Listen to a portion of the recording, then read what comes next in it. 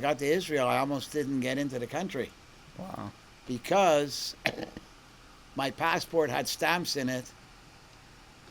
I wasn't worried Of, like, if I went into Muslim Israel nations? with stamps from Syria or Jordan or Iraq, but I sure as hell would have been worried if I went into those countries with a With stamp stamps for from Israel. Israel. That's right. Right. So I did it the other way.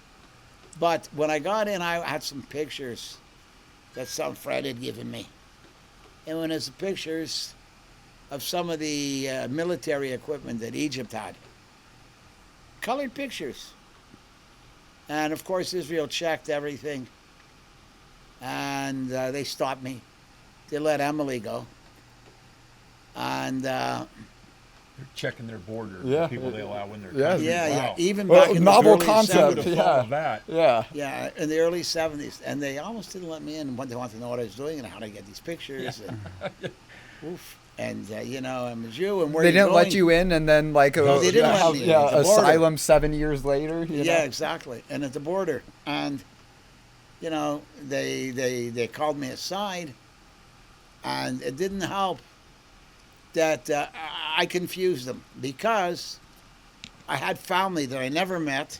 I still to this day I never met them, but I know they lived in a city called Bnei Brak, and Bnei Brak is probably one of the most holy cities in many holy cities in Israel, but that's a holy city.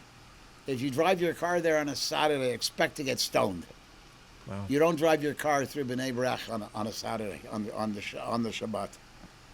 So and then I told him about a kibbutz that I knew about that I thought I was going to go to, but very militant, and if you wanted to call it, very socialist, which is the way obviously all kibbutzim, but back in the 70s, hey, too much.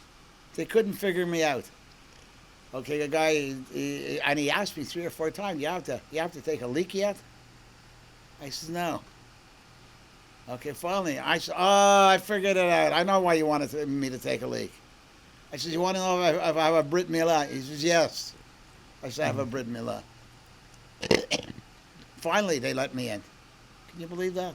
Wow. But I had to fight with them. Yeah, that's Wow. I says, you're not going to stop me. I knew the right words, too.